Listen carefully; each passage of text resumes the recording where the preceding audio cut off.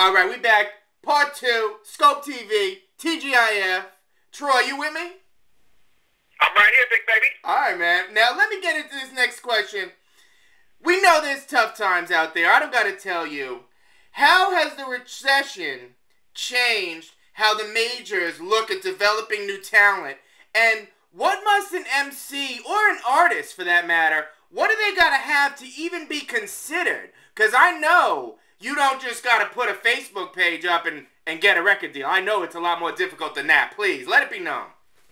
Yeah, well, what's going on right now is now that technology is so far advanced, a lot of artists, a lot of independent labels, a lot of people who want to become artists, writers, or producers, they're developing a lot of their stuff in their own homes. Heck, if you got a great Mac computer with the right application, you can make a whole album on your Mac computer now. HP is doing the same thing. They have various applications to where you can make your music right there now. So now where people had to go to the studio before in order to make records, they can actually make them in the basement of the house. How many stories have you heard about, I made this in the basement of my house, or I made this in my bedroom, or I made this over at my friend's house in their bedroom?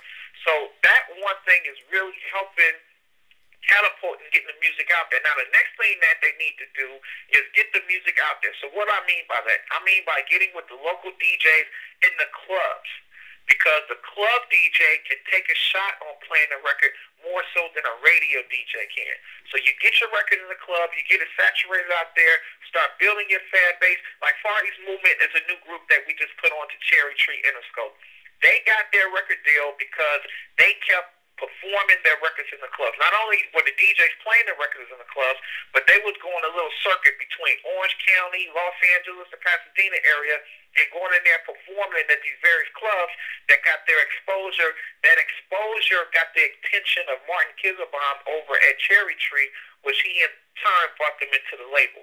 And then from there, the records started getting played at Power 106, and they started getting played at Kiss FM and KCAQ and KGGI. And for you people who don't know, those are radio stations all out here on the West Coast in like Riverside, Oxnard, Bakersfield, Los Angeles area.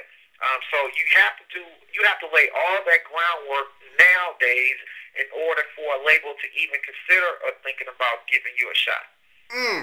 I swear to God, Troy, I better get the people at Google and YouTube on the phone, because, this information that you're giving out here for free, we got to be charging for this. This is incredible. This is absolutely incredible. I was going to be on your show today. I said, man, let's get it done and get it on, because, sometimes you have to give back and just educate people just out of your goodwill. People, Skope, listeners. And hopefully people are learning. You gotta listen to this man. This is who you're gonna be dealing with if you want to really do it. If you really want to get those marketing dollars. This is incredible. Let's get right into this next one, though. Everyone knows how powerful the internet is and will be from now on.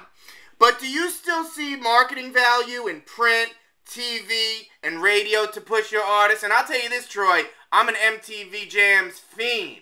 So let it be known what's happening out there other than the internet. Yes, sir, it is. Actually, it's very important. And if you really think about it and you look at it, let's prime example, El DeBarge. Like anyone who looked at BET, they saw the surprise performance by El DeBarge. Lit the room up. And then from there, El DeBarge went on to the Essence Festival where Carrie Hilson brought him out on stage. And he performed with Carrie Hilson.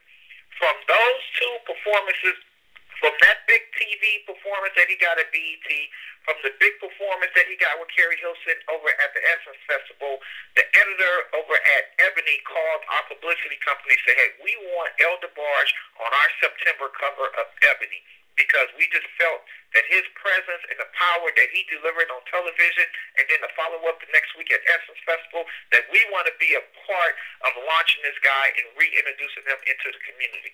So, with the television that he did, with the thing that he did at the Essence Festival, now he's getting the cover of the magazine at Ebony, and we're about to release a record to radio. Now you have like 4 or 5 different impressions that is being put out there to the atmosphere that people are going to now start gravitating to El DeBarge and want to be into his new project, want to be into his new songs. And then from there, we're going to do some other media outlets where you'll see him on Ellen, you'll see him on the George Lopez Show, you'll see him on the Tonight Show. You'll see him on TV One that's next to BET. those different avenues help along with the radio picture that we do as far as building that record on the urban format and the crossover format and the urban adult contemporary format. So putting all those pieces of the puzzle together, along with getting continuous coverage with Ebony and Sister to Sister and Essence and all that different types of stuff, all that exposure help build us to the height to where we release the album and put it out there and let people enjoy it. And we better make sure that Skope gets some of that too. You know? All day long, baby. Skope better get in there too. Now listen, Troy, you've been in the business for 20 years, which is amazing. Just amazing. What accomplishment do you look back on that still puts a smile on your face, that raises the hair on your arms, and you're like, I did that? Two particular artists, and that I'm very, very close to. Three. One, Mary J. Blige. I've been working with Mary J. Woo! Yeah. And just to see if her grown as a woman, it just makes me proud to even be around her, and just the fact that I was able to help her achieve a lot of the goals that she's achieved. Two other acts are The Roots and Common. Back, years ago when The Roots and the Common, the type of music that they were putting out, they were considered quote-unquote backpack music. We was able to go in and make some records and get some records that actually got on the urban format and the crossover format, and both of those artists became platinum artists and became world-renowned artists in that tour, and just really live off of and reap the benefits of having records that have been on the radio and have been successful. So those are probably the three highlights that I can remember throughout the years of me working in the business that I'm really, really especially proud of. Unbelievable. Now, I gotta ask you this though. When you're in your car or you're in the gym, okay, what music and artists do you listen to on your own personal time? Honestly, I'm going to be honest with you guys, and I'm in the music industry, so you have to bear with me. I always listen to the new music that we have coming out on the label. And the reason that I do that, the reason I listen to it in the shower, the reason I listen to it when I work out, the reason I listen to it in my car, because from there, that's where I get my marketing strategies, and that's where I get my marketing ideas. So it gives me time to digest the song. No one else is around me. I'm not on the telephone. I'm listening to the music.